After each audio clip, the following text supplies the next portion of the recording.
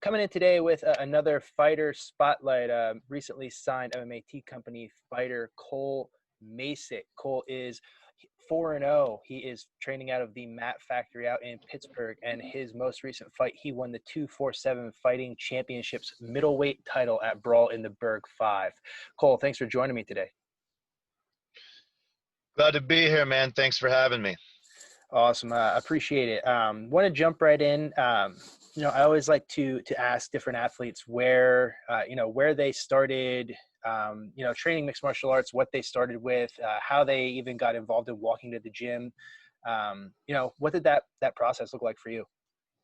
Well, I guess starting back when I was 6 years old, I started wrestling, and I wrestled from the time I was 6 up until my senior year of high school. So I had the grappling background pretty much my whole life. I grew up watching Stone Cold Steve Austin, so I wanted to, as a young kid, I wanted to be like him. So I got into wrestling. Obviously, it was a little bit different, but I ended up liking it. Played football at West Point. For those of you guys that don't know, that's Army football. And then whenever I got done playing football there, I kind of got back into wrestling a little bit, doing a little bit of kickboxing, just doing something. I was kind of tired of like lifting all the heavy weights and stuff, and I just got into competing again and was coaching my high school wrestling team, and I joined a gym doing the kickboxing stuff and the jiu-jitsu, and fell in love with it. So then about a year after training striking, I had my first fight, and kind of took it and ran with it and never looked back. That's awesome. And it's a great story. I wanted to ask you about your career at West Point and playing football there. It's a storied tradition, the West Point Academy and playing football for Army. And it's not something that I think a lot of people can compare to other college football experiences. What was it like playing football there with such a regimented schedule and with being, at that academy? Well, you hit the nail on the head when you said regimented schedule, because it's exactly what it was. Your schedule was planned out from 6 a.m. until 9 p.m. It was like having 3 full-time jobs with football, academics, and the military, all kind of wrapped into one. So it was definitely tough. It really it allowed me to really discipline myself and manage my time really well. I was there for 3 years, and I'd never take it back. It was tough 3 years, but I met some of the best people that I've ever met in my entire life. I learned some really valuable lessons that I take with me every single day and wake up with today. And playing football there, playing in some Army Navy games and some big time games, playing in some really cool stadiums was an experience that me and my family will remember forever. So it was really cool. And I wanted to ask about the Army Navy game. It's a game that has some story, some history, and some tradition that is not part of any other rivalry, I think, in any kind of sport. So for your first Army Navy game, what was that like, walking out onto the field the first time and just kind of taking all that in? Hey man, it was almost too good to be true. You had to try to soak it all in, but it was so overwhelming. It was like playing in the Super Bowl. The jets flying over, and packed house. And I was fortunate enough to get some reps actually. And sorry, I just got a call. I was making sure that you didn't lose me there. But yeah, I was fortunate enough to play a little bit. I played some special teams too, so I was able to get on the field and whatnot. And you couldn't even hear anything, even on the sidelines. Everyone's screaming, yelling, and it's really cool because at the end of the day, we're all on the same team. But for that specific day, we're the biggest rivals in America, and everybody is watching. And my sophomore year, we were fortunate enough to break the streak. We lost them 13 years in a row, and we ended up breaking the streak. And from there on, we kind of turned that program around. We were our class really kind of set the tone and really brought. I think we were the winningest senior class in Army football history. One of them, at least. Top. I mean, I think this year might have been the winningest class, but they kind of came into what we had already started. So it was really cool. It was a really cool experience. And those experiences that you had, playing football there and being at the Army Navy games and like that regimented schedule we talked about, that has to, translate pretty well to now in your MMA career, how you are, able to either control your diet or stay on a schedule for training or even control your emotions before the fight. How has that translated? Yeah, I mean, you're exactly right. I mean, there's nobody in your face telling you to get up and go to practice or go to jiu-jitsu or get all your stuff done. I mean, I'm doing the real estate thing too, so I'm busy. I got a lot of responsibilities. So there's nobody telling me I got to get the stuff done. Those are the valuable lessons that really I took with me to be able to, kind of learn that discipline and that time management when it comes to training and when it comes to work. Um, without those lessons that I learned at West Point, um, it might be a little bit harder for me to balance all the things that I have going on right now and keep my ducks in a row the way that I do. So without a doubt, I mean, there's days I'd be lying to you if I said that there was days where I didn't want to go to practice because my body was hurting and I was, we're in fight camp. But at the end of the day, I know how important it is for me to be there and me to, be the best that I can be. And I did it for 3 years, I did it while, there was people telling me I had to be there. And if I was 30 seconds late to formation or class, I'd get in trouble. So I just keep that same mindset, just without people telling me I have to be there. I basically hold myself accountable Mhm. in a sense. Yeah, and that accountability that you hold yourself to, especially early on in an MMA career, I think is so valuable, because you see guys come in and they might say they want to be an MMA fighter, but then they'll get into their first fight camp, and you've probably seen it. There's guys that just drop off. They only come in 2 days a week, 3 days a week because it is hard, right? Fight camp is hard. Um, is there a part of you that tends to like that grind, that struggle, that challenge of going through a camp? Absolutely, man. Yeah. I've been, with the military and football and stuff. I've been there and I know how the, it's, if it's not difficult, I don't want a part of it. You know what I mean? That's kind of the way I look at it, man. I just try to challenge myself each and every day. And like you said, a lot of people get in their first fight camp and it's no fun. I mean, anybody would be lying to you if they said they had fun in fight camp. And, I'd say 80% of fighters that get into MMA, they don't even make it to their first fight camp because they realize it ain't for them. Because, whether they're struggling with the grappling or they're struggling with the striking, it's a hard sport.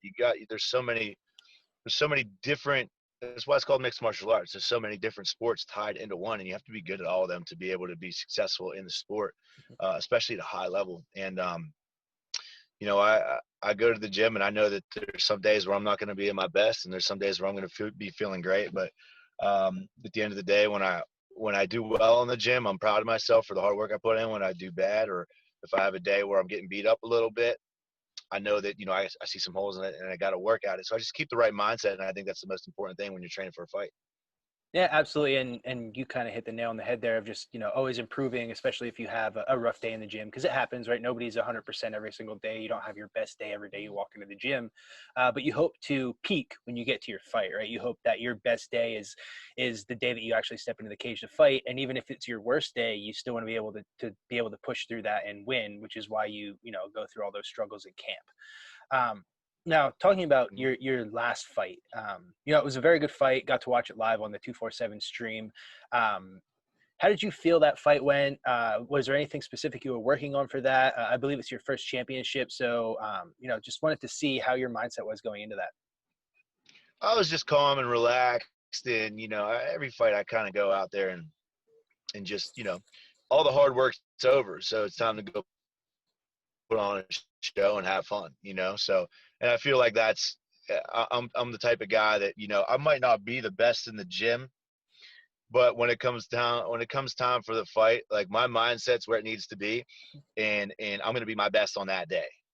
There's guys that beat me in the gym that would never beat me if you put the spotlight on and it was ready to go. It was go time in the cage. So, um, my mindset was good. I was relaxed. I was calm. I knew that David was going to be my toughest opponent. He's a tough kid, big, strong, good wrestler. I knew he was going to go out there and try to grapple with me, and I knew that there was no chance that he was going to be able to get me to the ground. And he did in the third round, but the first 2 rounds I was able to control him on the feet. I don't think that I didn't really display my striking my first 3 fights because I feel like I didn't need to. And now that I'm starting to get to a higher level, I've been working on my striking a lot, and I felt like this was the fight to go out there and really, display it and put on a show. And I thought that I did pretty well. I thought there were some things I could get better at. And that second round, it's funny. The second round, I put that choke on him on the cage, and I learned that choke the morning of the fight. Like, we were just going over some stuff, and my coach showed me, you're probably going to end up on the cage and try and take you down. He puts his head right here, slide the arm in, catch it. It's like a darce with no arm. And I was like, okay, that's cool. And then it, sure as hell, there it was. And I grabbed it, and it, that second round could have went either way, but me putting that choke on really solidified that second round for me. So at the end of the day, it probably won the fight for me. So it's funny how that works, but it was a cool experience, different without fans. I was able to hear everything, and I didn't have 200-300 people screaming for me like I usually do. So it was different, but I was glad everybody was able to watch it on the pay-per-view, and they did a really good job. I'm super happy 247 was able to come through and put that show on, because ended up working out. Yeah, absolutely, it did. And like I said, we got to watch it. A couple other athletes that we sponsored, also, fought on that card of Fight for 247. You mentioned, the fans versus not fans. Do you have a preference, one or the other, after you fought both ways? So fans, for sure. Absolutely. I love being able to, I do the sport for me, and just because I love it, and it brings out the best in me, and it keeps my head on straight. But I do it for my family and my friends and all the people that support me and want me to do well. And those fight days are always such a great time. I remember my second fight at Rivers Casino, we had such a big crowd there. All my friends were there, and my family, they had a couple hundred people there just watching me, and it was so much fun, and they all enjoyed it. I go out there, win or lose, it's always a good time. And it's really cool. It's a cool experience to be able to take all the hard work that I've been putting into the sport each and every day in the gym, and then go out and put it on display for everybody, and for them to be able to witness that's something that that I really enjoy it. I really enjoy it. So hopefully we can get the fans back in there sometime soon, hopefully for the next one. Yeah, absolutely. I agree. I'd take fans 100% every day. And you talk about the next one, getting in there soon. What are your plans? What are your goals for this upcoming year? Hopefully get, whether I've got some options at the moment. Either I'm going to make my pro debut here in a couple months, or I'm going to take one more amateur fight. We'll see. I'm not sure. My coach is open to both. He thinks I'm ready, but also I'm 24 years old. I'm not really trying to rush this whole career, but if they offer me somebody at the professional level that that I feel is a good matchup for me, and I get paid to do it and start it off, I'm going to do it. But my goals for this year is just to keep training, keep being the best version of myself. Hopefully get a couple more fights under my belt, but definitely by the end of the year have a pro fight or two. Awesome. We're looking forward to it. Whether you make that jump to the pros or have another amateur fight, we're looking forward to seeing you back in the cage, hopefully with all those fans that you talked about. Before I let you go, just wanted to give you a chance to, get any shout outs in there to anybody who's been, helping you out since, you started your MMA career here. Yeah, man. Yeah, first and foremost, my family who supports me through everything that I do. When I first started this thing, they were like, "You sure you want to do that?" It's always tough. When people are like, "Why do you like fighting?" It's hard to explain that to people, because it's just something that not a lot of people can wrap their heads around. And I'm not an aggressive person. I'm pretty down to earth. I it's just not something that people would expect out of me, but I love it. I do. So, A big thank you to all my family and friends that support what I do, and obviously my coaches, Isaac Greeley, um, Coach Brian, uh, Ms. Don Mazzata, all the guys that have helped me get to where I am. Coach Pete out at White Viper. I mean, the list goes on, and I could sit here all day. But everybody who's helped me, all my coaches, family, friends, you guys know who you are, and I appreciate it. And we're only getting started. Awesome, And Cole. thank you guys for sponsoring me. Oh yeah, for sure, no problem. We're happy to help. Appreciate your time today. Thanks for joining me. Good luck in your next fight. Stay safe, stay healthy, and we'll see you soon. Sounds good, man. Thank you so much for having me, and we'll be in touch. Awesome. Talk to you soon. Thank you. Later, John. Bye.